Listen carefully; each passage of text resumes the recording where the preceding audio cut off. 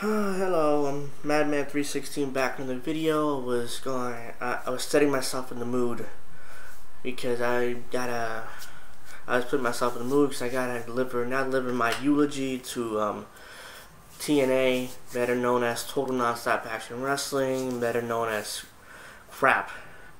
But nonetheless, I have to deliver the eulogy today because after Sunday's pay-per-view, I think that this company is completely and totally dead. I mean, it reminded me a lot of WCW Bash and Beach 2000 when I knew out of that pay-per-view I knew was dead. But it's not gonna die immediately. It's gonna take some time to die.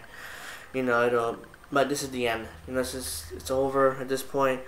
TNA, it's a matter of time before before Dixie Carter is desperate attempting to sell sell TNA to WWE. Excuse me. When? Could be 6 months, could be a year, who knows, but she's going to be desperately looking to sell that company to Vince. Vince is going to pay her peanuts, like they did with WCW, and then he'll buy the TV, he'll buy the video library, and then he'll produce the rise and fall of TNA.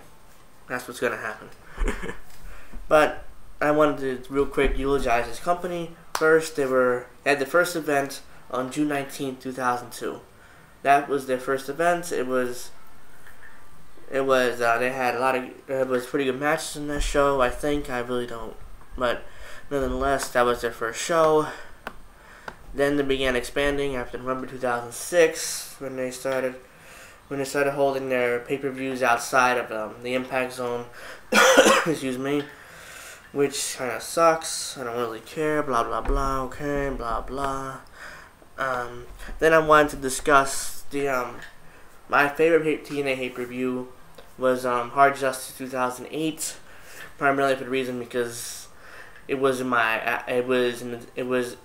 the local arena here in Trenton, New Jersey. I think it was a good show. I thought it was a great show from beginning to end, except for that ridiculous suit. I mean, not suit. What was that match? That was booked. It's ridiculous. It was I forget what it was. It's a ridiculous match with a suit on it. They both had suits on. They had straps, like a strap match. They both had suits on. Standard Vince Russo booking, by the way. That was just dumb. Other than that, but the match of the night was AJ Styles, Kurt Angle in that Last Man Standing match. Man, that was the best match I've ever seen on live. It was a TNA show too. I've been to like 6 WWE shows, and I never was so entertained by a match until then. All of a sudden, I go to one TNA show, and there's a match of my life, in my opinion. I've seen it live, and that was a match of the night. Man, how far TNA's fallen in the last 3 years, ever since that Hard Justice Away pay-per-view. The main event in the pay-per-view, by the way, was Samoa Joe versus Booker T. Samoa Joe defending the TNA World Heavyweight title against Booker T. That was a good match, in a 6-sided steel, I believe it was. It was a good match, it wasn't great, but it was a good match. Samoa Joe retained, and I was happy. I was a big fan of his at the time. I say time because now I think they're just booking him terribly. The way how he's booking Samoa Joe and AJ Styles now. AJ Styles by the way, AJ Styles won that match, I remember correctly. Kurt Angle could not respond to the count of 10. But moving on from that, now it's time to give my opinion on why after Sunday the company TNA is dead. It's complete. The pay-per-view was Victory Road 2011. It took place on Sunday. This past Sunday. I didn't see it, of course. I didn't even see the stream. I didn't even watch it on the internet and streaming because I knew it was going to be crap. I was on Twitter tweeting with some people that are watching the pay-per-view, and wow. I mean, when I heard that the Sting Jeff Hardy match lasted a minute, I was like, what? You gotta be kidding me. And then yesterday, actually seeing the Sting Jeff Hardy thing in entirety on YouTube, Jeff Hardy looked obviously high. The guy looked ridiculous. I mean, it was like, first of all, it took him like 45 seconds, music playing before he actually came out, approximately. I remember, it took him that long to come out. Then when he came out, he was doing this. He looked like this.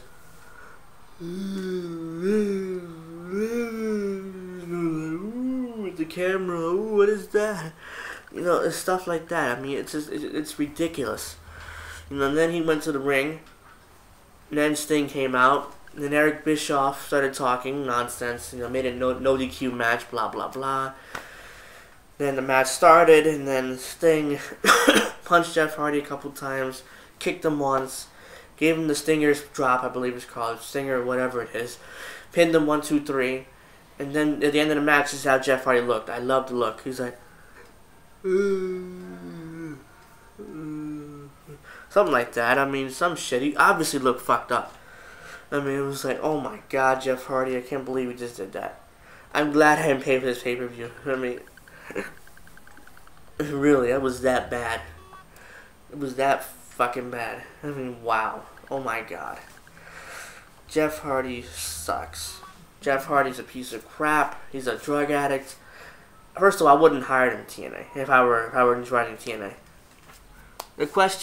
Now the question becomes, who killed TNA? Who ultimately responsible for the death of TNA? Because it's dead. It's on its last legs. It's like a coma patient. It's like, oh my god, it's in a coma. Do you unplug it or do you not unplug him? That's the question with TNA right now. And whose fault is it?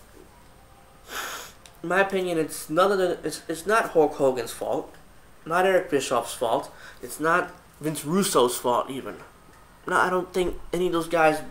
They bear some responsibility, but it's not totally their fault. The fault is of none other than TNA President Dixie Carter. That's right, Dixie Carter. I think it's your fault why this company is falling apart. Because first of all, I wouldn't hire Vince Russo to book the shows. Vince Russo's terrible. He sucks. He's one of the worst bookers ever in wrestling history. He destroyed WCW. He was one of the people who destroyed WCW. I don't think he completely did it. He put in the finishing stake nail. When you put the shit in the vampire and nail it in, that's what he did to WCW. He finished off WCW. Now he comes to TNA, and he's not doing, and it's still the same dumbass booking that he's always done. He's always done these gimmick matches. It doesn't make any sense. He's always done that stuff. And now you hire him to book the shows, Dixie Carter. That's what you're going to do? Good. Good luck to this. See how well that hasn't worked out for you so well, has it? Let's see. You hire Hulk Hogan.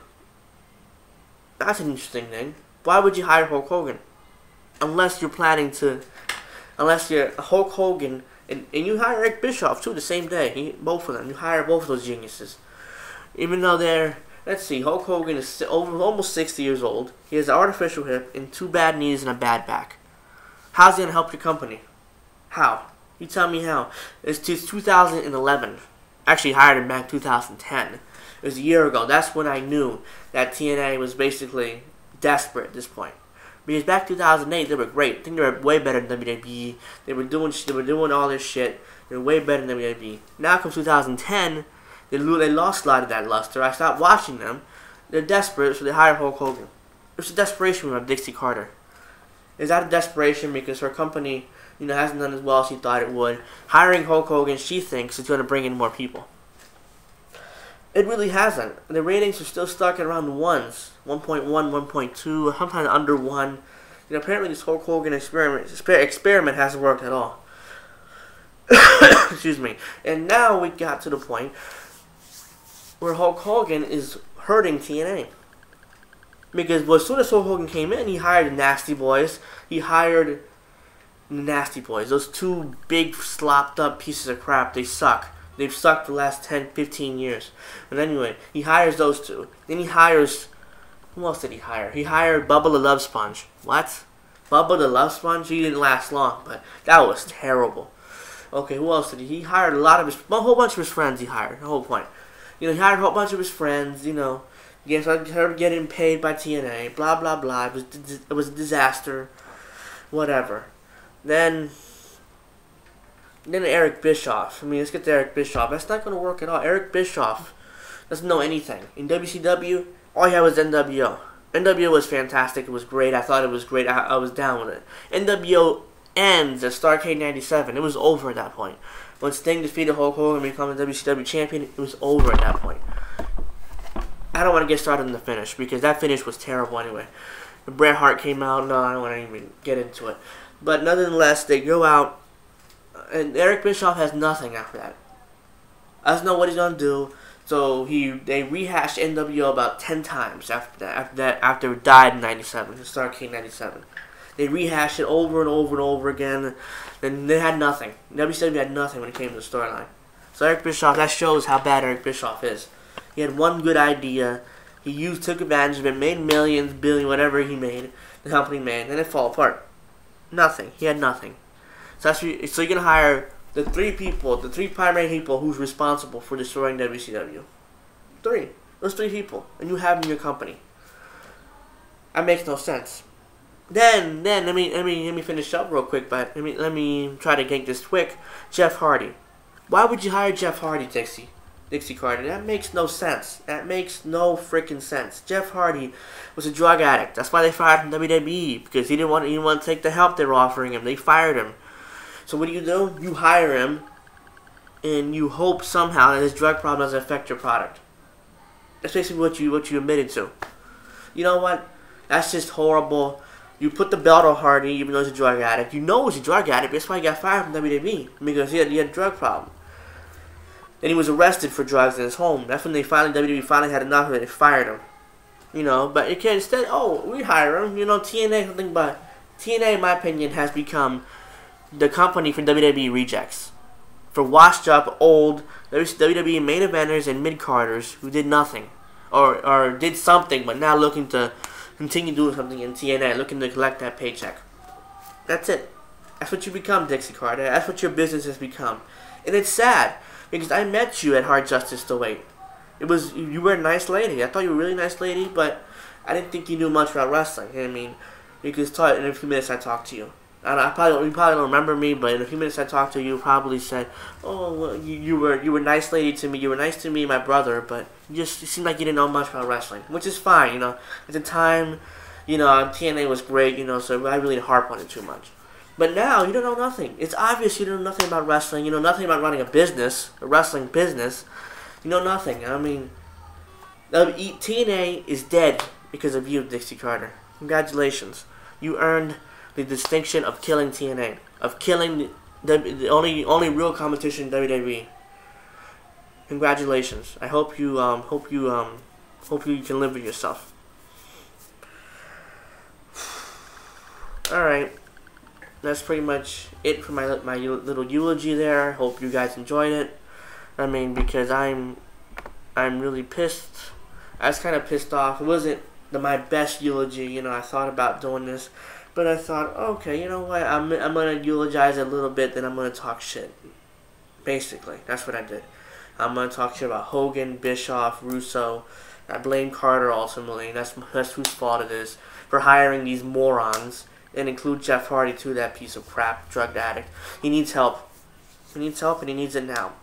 Get him the help. I don't want to see him back on TV again. If I see him back on TV again, then you don't want to help him. You just want to use him until he dies. That's what's going to happen. He's going to die. Then we're going to lose a basically great performer. So, Dixie Carter, please, fix this company. Because I eulogized it right now. But it doesn't have to end here. It could go on. It could go on, you know. You need to hire more talent. You need to start pushing your younger talent. Because it's over. It's a matter of time before you sell your company to Vince McMahon. I don't want that. Believe me. I don't want TNA getting in the hands of WWE. And that's what's gonna happen unless you fix it. I might make a video on what I think TNA needs to be fixed, but what I think TNA needs to do to fix, but I might not. I don't know. It depends. Well, that's my eulogy. Hope you guys enjoyed it because I like making it. Comment down below. Subscribe. Thumbs up. Thumb down. Tell me what you think of this. Tell me. If you think I'm eulogizing TNA too soon, tell me. Give me your thoughts, comments, concerns, whatever. Madman316 signing off, and I'm out.